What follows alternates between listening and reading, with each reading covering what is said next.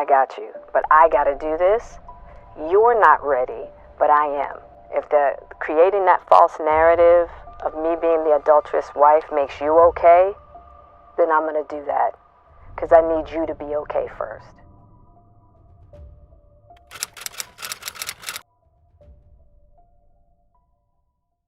As a lot of you probably already know by now, Jada Pinkett-Smith was a busy bee over the last couple of weeks, doing the promo rounds to promote her new memoir, Worthy. Now, full disclosure, I have not read the book and I will not be reading the book, and that's not the point of this video. I'm not critiquing the book itself. In fact, I didn't even really plan on making a Jada video because I made one in August this year called The Siren, where I pretty much said everything that I wanted to say about Jada, specifically focusing on that red table talk and her whole attitude about I regret nothing, I did nothing wrong, you know, while her husband crumbled before our very eyes. So I didn't really have anything left to say. That is, until I came across this article from The Atlantic. What Jada Pinkett-Smith's critics don't understand. For describing her seemingly unconventional marriage as she saw it, she has become the villain. Now, we're not going to do an in-depth analysis or breakdown or rebuttal of every single line in this article, but I will use the gist of it to put forth my argument as to why the author got it entirely wrong, in my opinion. Because it's not people who've cast Jada as the villain, but Jada herself.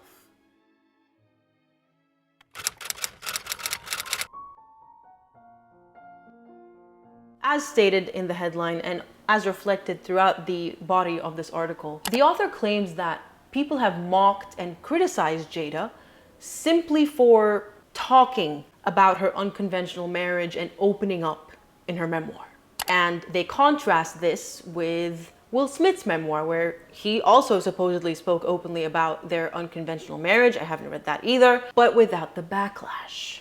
So you can see where this is going. The author takes it a step further and pulls a couple of very overused, in my opinion, and dangerous cards. A race card and a sex card. So in this article's case, the author basically states that all of this backlash that Jada has been receiving is all down to her being a woman of color. Yep, she basically pulled the Meghan Markle card. Now, interestingly, this paragraph that I just alluded to mirrors something that Jada herself has stated in an interview recently during her promotional tour. When it comes to Will, do you ever feel like you're the scapegoat for some of... All the time. As far as women are concerned, in this patriarchal construct, the woman is always the scapegoat. A man so powerful, right? So capable, but yet in that power, a woman can be so irrelevant. But as soon as that man does something that is unsavory, now a woman has all the power in the world to make that thing happen. See, now to me, this statement is very telling. It places all the blame externally, thereby freeing her, Jada, of any wrongdoing or accountability. Oh, it's society's fault for seeing things this way. And that's very much in line with her attitude when she had that red table talk with her husband. You know, where she tried to spin the whole thing as girl power, I'm a girl boss, I don't regret anything, no one can give me permission or tell me what to do. You know, the only person that can give permission in that particular circumstance is myself. Yes, exactly. Yeah. In fact, she even went further when she claimed that that entanglement, you know, she couldn't even call it an affair, was one of the best things to ever happen to her because it was a growing and learning and deep healing experience for her. But I actually don't look at it as a transgression at all. Through that particular journey, I learned so much about myself, and I was really able to do some really deep healing. And therein lies the problem. It's all about Jada. Will didn't even factor into it. His feelings, broken man that he was right in front of her, clearly didn't matter. And to everyone who says, oh, well, they were separated when this happened. I mean, first of all, this is the first time they've clarified completely that they have been separated since 2016. And ironically, even Jada herself in this recent interview claims that she went along with that narrative of her being an adulteress. Have a listen.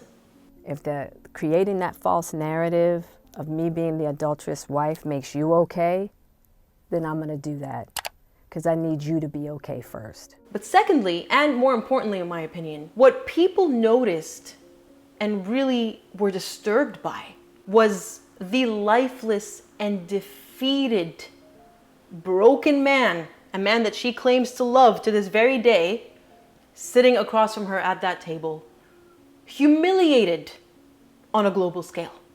This wasn't the face of a man who was okay with what had happened. Even the questions that he posed, the challenges, questioning the word entanglement. I think you need to say clearly what happened. As far as what? You and I decided we were going to take our space, and what happened? Yeah, and then I got into an entanglement with August. That's what I said. An entanglement? Yes.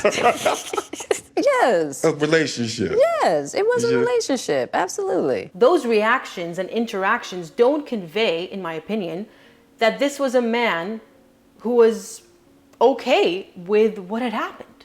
He pressed her to admit to what she has done. So when you consider Will Smith, when you consider the other person at that table, which is something that Jada is clearly entirely incapable of doing, suddenly it becomes really difficult, again, at least from where I'm sitting, to argue, oh yeah, well, she was in the green zone. They were separated. She could do what she wanted. Because Will Smith's reaction negates that very argument. And that's what people have a problem with. And let's not start splitting hairs here. We all know that had the roles been reversed and had Will been sitting there smiling smugly as he talked about how his affair was one of the best things he could have done, while his broken wife sat opposite him, a shadow of her former self, somehow I don't think we'd be getting articles like this from The Atlantic defending what he did.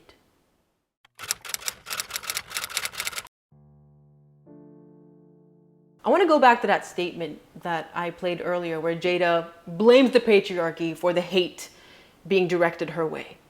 She's only seen as the evil woman because we live in a patriarchal society. It's interesting because I don't know if this is a generational thing, but as a young person living in today's world, I've been seeing things play out pretty much in the opposite direction. I mean, at least in the West, we have really pivoted towards this attitude, which I'm talking about right now with this article. And we've seen it with Meghan Markle and Amber Heard before the trial, where women can do no wrong.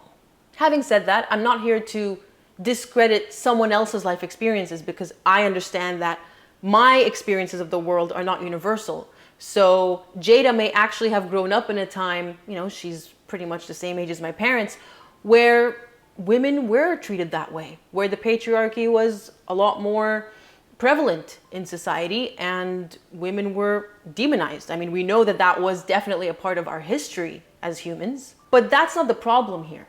Because knowing what we know about Jada, from what she has voluntarily put out there for us to consume, to witness, to digest, she's no angel. We're not talking about a woman who's done absolutely nothing wrong and who is being blamed for something wrong that her husband did. For instance, the Oscar slap. I have always maintained that Will Smith is an adult who is entirely responsible for his own actions. Yes, there is some context there with Jada where she can easily be seen as the catalyst to what drove Will Smith to behave in that way. But let's not pretend that the Oscar slap is why people dislike or hate Jada Pinkett-Smith. Because we've already established, I think, that it really all goes down to that red table talk and her attitude, her callousness, her narcissism, it's all about me, and nothing to do with the person that I apparently love. Because it's one thing to be human and to make a mistake. I don't think anyone has a problem or that severe of a problem with people making mistakes as long as they own up to them. They take accountability and they apologize if they've hurt someone in the process. But it's entirely another thing to just smugly sit there, refusing to admit any wrongdoing and taking it a step further and saying that you regret nothing and it was actually a good thing. And let's not forget that clip, which I won't be playing because I don't want to perpetuate, playing it. But that clip where she films Will Smith without his consent in his own home. And you can see that he's visibly uncomfortable and politely tells her to stop. And all she does is shame him, laugh at him, and upload it for the entire world to see. So where's the accountability? Where's the acknowledgement of wrongdoing on her part? And what's even crazier is there was this part in this interview that she gave for her memoir where I seriously thought she was about to apologize for the way she conducted herself during that red table talk with Will, only to get this instead. But my mother, my friends, right, and how they rallied around me and was like, this is wrong. You should not have done this to yourself. Meaning that creating that narrative or allowing that narrative that I had some way betrayed Will or that Will didn't know because we were apart. Right. Listen to what she said. Rather than her inner circle, allegedly, because we don't even know if this is true or not. I mean, they've lied so much now that you seriously don't know. It's like an inception of lies. But her inner circle were mad at her, not for being a smug narcissist and humiliating and emasculating her own husband for millions to witness. No, but because she hurt her own image, she hurt herself by going along with this notion that she was an adulteress. So once again, Will doesn't factor into any of this. And to anyone wondering, what's your problem? Well, just leave them alone. It's their life, it's their marriage, or whatever the hell they're calling it right now, lifelong partnership. I don't even know, because they're technically not calling it a marriage anymore. But basically, none of your business. I mean, first of all, they're willingly, voluntarily putting the information out there and making money out of it. So they've sort of made it our business because honestly, while I was in Japan last month, my entire YouTube timeline was covered in Jada Pinkett-Smith interviews to promote her memoir, even though I don't watch Jada Pinkett-Smith videos. So I don't know why the algorithm was, doing that, but she was everywhere. But number two, I don't simply view things in isolation in the sense that, oh, this is just their life, it's not going to impact anyone. When you're a public figure, that's not true. Because what you're putting out there is going to be digested and consumed by the younger generation. For instance, we've already talked about how Jada, just like Meghan, is clearly just using the race card and the sexism card to deflect any criticism that comes her way. And that's just lazy. Not only is it lazy though, it's dangerous. It's dangerous because it doesn't leave any room for improvement. She endlessly talks about healing and growth and learning and working on yourself. But how do you do that when you truly believe in your own mind that you are beyond reproach, that you can do no wrong? And more crucially, what sort of messaging is that sending out to the world?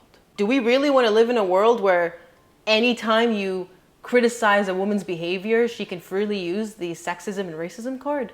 I mean, in that case, I am very sorry to inform some of you in the audience that based on the comments that you leave, you're racist and sexist. Oh, and let's not forget, a female favorite, of course, jealous.